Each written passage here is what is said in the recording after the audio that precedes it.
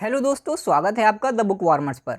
आज हम समराइज करेंगे इस्माइल अंसारी की बुक ए लीडर अंडर 26। मैं हूं नवाज, तो चलिए शुरू करते हैं आज की वीडियो।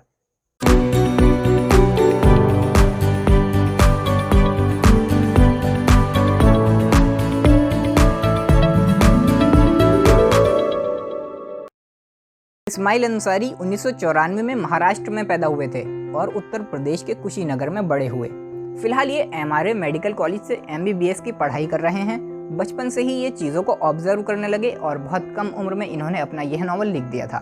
हालांकि दोस्तों, पढ़ाई की व्यस्तता के चलते इनको यह नावल लिखने में 3 साल लग गए और अब यह इजिप्शियन सिविलाइजेशन पर एक और नावल भी लिख रहे हैं। गाइज, इस बुक को जोरबा बुक्स ने 24 अक्टूबर 2018 को रिलीज किया था। इसकी शैली है फिक्शन, लैंग्वेज है इंग्लिश और इसमें चैप्टर्स हैं 39। दोस्तों, ये कहानी शुरू होती है शिमला की घाटियों से। कहानी का मुख्य किरदार शाश्वत सिद्ध बीटेक करने शिमला जाता है, जहां उसकी मुलाकात तानिया से होती है। तानिया भी बीटेक कर रही होती है और वह एक MLA की बेटी है। दोस्तों, तानिया बहुत ही शांत मिजाज की लड़की है। वो किसी से बात तक नहीं करती। तानिया के साथ एक रहस्यमयी घटना घटी हुई है, जिसकी वजह से वह हमेशा अंदर से गमगीन रहती है। दोस्तों, वह उदास के साथ साथ कम सोशल भी दिखाई गई है। वह सुबह कॉलेज पहुंचकर अकेले ही बास्केटबॉल खेलने लगती है। एक रोज बास्केटबॉल खेलते समय उसकी मुलाकात शाश्वत से होती है। दोस्तों, जब से तानिया शाश्वत से मिली है तो उसकी जिंदगी में एक बड़ा बदलाव नजर आने लगा है और उसकी उदासी और खामोशी भी दूर हो जाती है।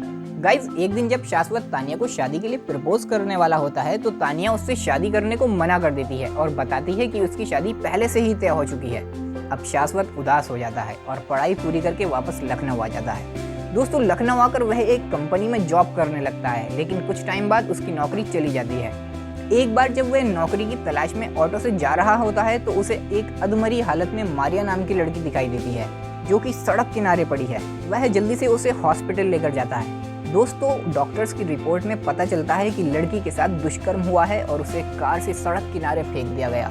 गाइज, इलाज के दौरान ही मारिया की मौत हो जाती है और अब कहानी नया मोड़ लेती है। दोस्तों, शाश्वत उस लड़की को इंसाफ दिलाने की ठानता है, लेकिन प्रशासन का सहयोग न मिलने पर वह आंदोलन करने की ठान लेता है। इस कार्य में उसका साथ लखनऊ यूनिवर्सिटी के छात्र नेता भी देते हैं। लेकिन जब एक दिन शाश्वत CM का पुतला फूंककर भाषण दे रहा होता है तो उसे भड़काऊ भाषण देने के जुर्म में पुलिस गिरफ्तार कर लेती है।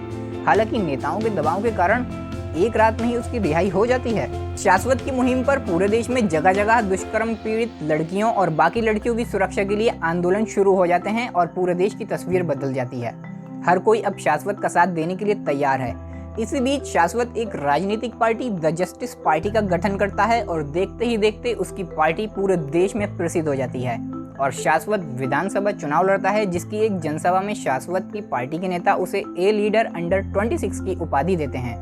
दोस्तों, इसी बीच शाश्वत मुजफ्फरनगर में हुए दंगों में बेघर हुए लोगों के साथ एक रात बिताना चाहता है। हालांकि उसकी पार्टी के नेता उसे वहां जाने से मना करते हैं, क्योंकि मुजफ्फरनगर में सामाजिक विकास पार्टी का बोलबाला है और इस पार्टी के अध्यक्ष का बेटा रघुवेंद्र नहीं चाहता कि उसके गढ़ में शाश्वत की पार्टी जनसभा करे। इसलिए रघुवेंद्र शाश्वत को मारने की धमकी तक दे डालता है, लेकिन शाश्वत धमकी से नहीं डरता और रिफ्यूजी कैंप में रुकता है।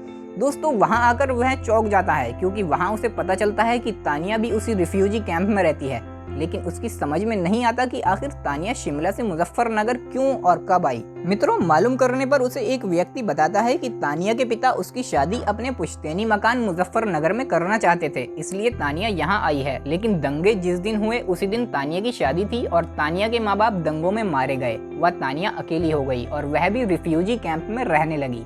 दोस्तों, अंत में तानिया और शाश्वत मिल जाते हैं और गले लग जाते हैं, लेकिन अचानक पीछे से कोई गोली चला देता है और तानिया लहूलुहान हो जाती है। दोस्तों, कहानी यहीं पर खत्म हो जाती है। आप कमेंट सेक्शन में जरूर बताएं कि अंत में तानिया को गोली किसने मारी होगी। इस कहानी का विश्लेषण करें तो दोस्तों, यह कहानी बहुत हद तक हमारे देश की सच्चाई को बयान करती है। कैसे हमारा प्रशासन गरीबों की समस्याओं पर ध्यान नहीं देता, कैसे उन्हें न्याय के लिए परेशान होना पड़ता है। दोस्तों, कहानी में मारिया को इंसाफ मिल तो गया, लेकिन मरने के बाद। गाइज, ये कहानी शुरू में एक कुशल लव स्टोरी होने का अनुभव कराती है, लेकिन बीच से एक युवा के नेता बनने की कहानी है। कहानी पाठक को अंत तक जोड़े रखती है। आप कहानी पढ़ते समय बोर नहीं होंगे, क्योंकि मैं तो हुआ नहीं हूँ। इस बुक का परचेज लिंक मैंने डिस्क्रिप्शन में दे दिया है, आप वहाँ से ये बुक खरीद सकते हैं।